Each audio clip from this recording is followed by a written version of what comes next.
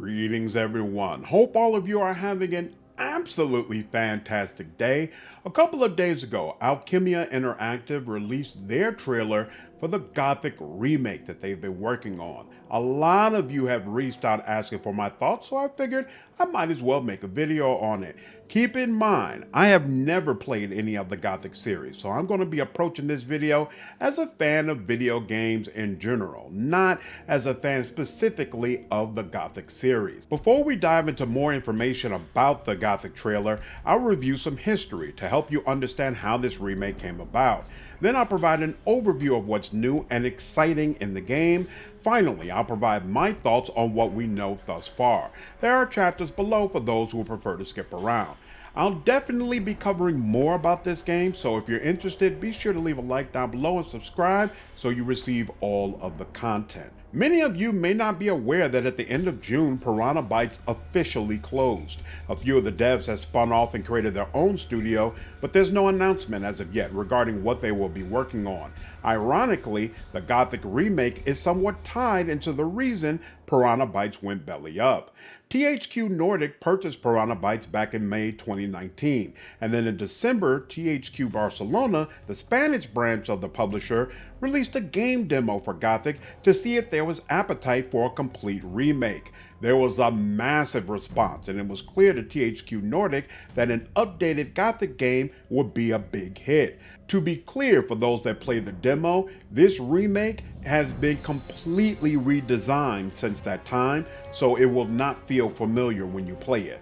Unfortunately, some of Piranha Bytes' leadership had no interest in returning to Gothic as they were fresh off the success of Elex 1, a game that was very well received. There was contention within the developer as to whether they should work on a Gothic remake or if their efforts should be put towards an Elex sequel. The Elex group won out, and consequently, Piranha Bytes focused their efforts on creating Elex 2, which had a disastrous launch. The game was even more janky than usual, and not considered to be a significant step forward from Elex 1. Even worse, the game was released less than 1 week after Elden Ring, which all but ensured it would not reach the financial goals that the developer had. The game was a failure both critically and commercially, deepening the divides between many of Piranha Bytes' senior developers and significantly contributing to the studio's eventual closure. THQ Nordic didn't rest on their laurels while all of this was occurring. In March 2021, they founded a new studio in Barcelona called Alchemia Interactive, specifically to develop a Gothic remake. All developers at this studio were encouraged to play the original Gothic entry, but none of them were actually employed at Piranha Bytes when that game was being created.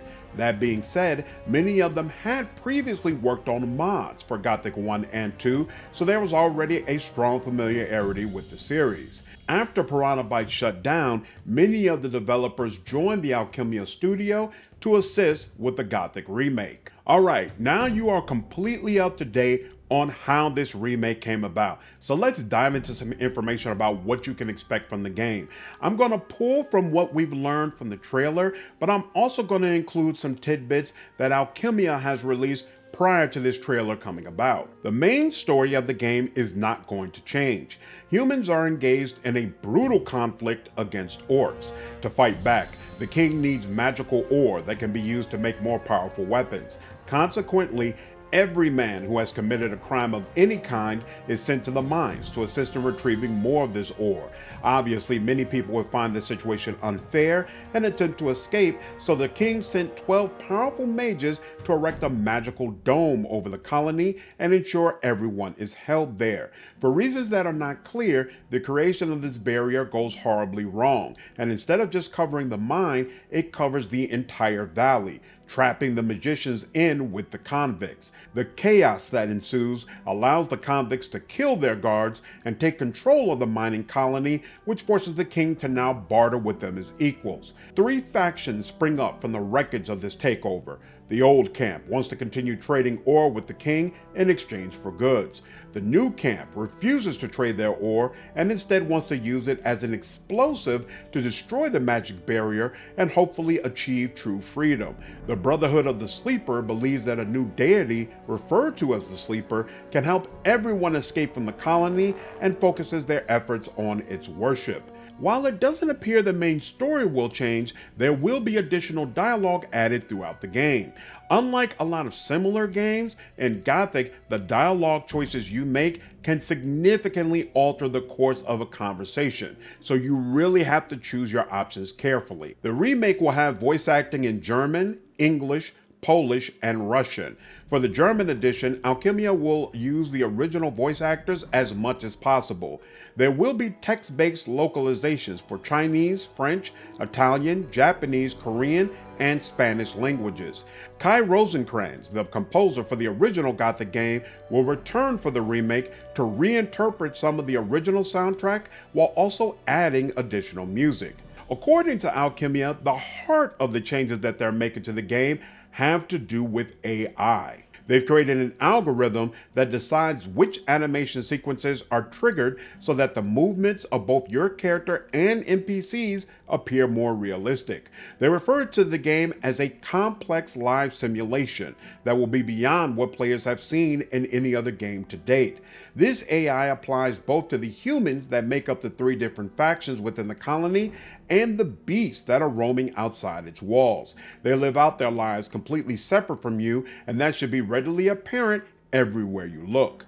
Originally, this game was being developed in Unreal Engine 4, but you can probably tell by how fantastic the footage looks that Alchemia has switched to Unreal Engine 5. This gives the developer powerful tools to create the visuals you can witness throughout the trailer.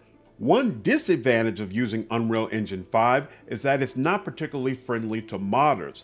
To help combat this, the developer will provide a scripting language that will hopefully make it easier for fans to create new content. The trailer refers to combat as complex and demanding. You can use melee weapons, ranged weapons, and/or magic. There are a variety of different weapons and they all behave very differently. Player progression and the crafting system have been expanded from what was in the original game, but we don't have details yet on how. One of the hallmarks of Gothic is open exploration and giving the players freedom to travel anywhere they wish. This significantly adds to the difficulty of the experience since you can easily walk into encounters you aren't ready for, and the order in which quests are completed can have unexpected consequences. Alright, that's all the information that I have based on the trailer that was just released, along with some additional information that Alchemia Interactive has already provided. So with all that being said, what are my personal thoughts? So first and foremost, I feel like the game looks very unique, which is surprising. Usually, when I see these open world action RPG type of games, it always looks like a ripoff of Skyrim. But to me, this doesn't really look like Skyrim. It looks like its own beast.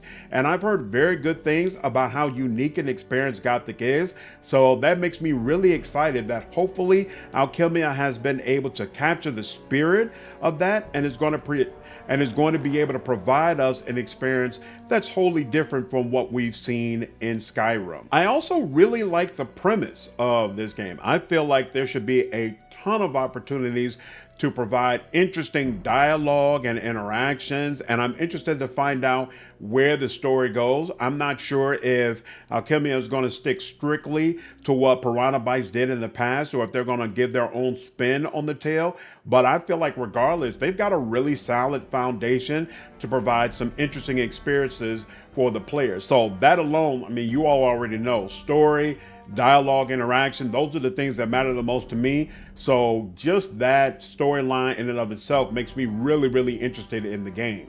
I also really like the variety of enemies that you see throughout the trailer. It seems like this will be a game where you're going to face a lot of different enemies, and it's definitely a pet peeve when I feel like I'm in this 60 to 100 hour adventure and the vast majority of enemies that I go up against are the same every single time. Looks like that won't be an issue in this game, so it's definitely exciting.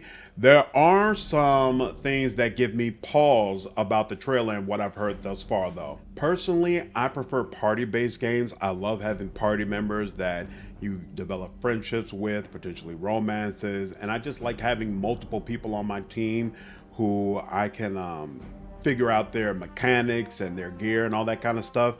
And obviously, this looks like a very solitary experience. Usually, I don't like that. I enjoy it in The Witcher, but that's probably about it. So it does make me a little bit more hesitant about whether or not I'll enjoy this experience. I also know that Piranha Bytes prides itself on difficulty.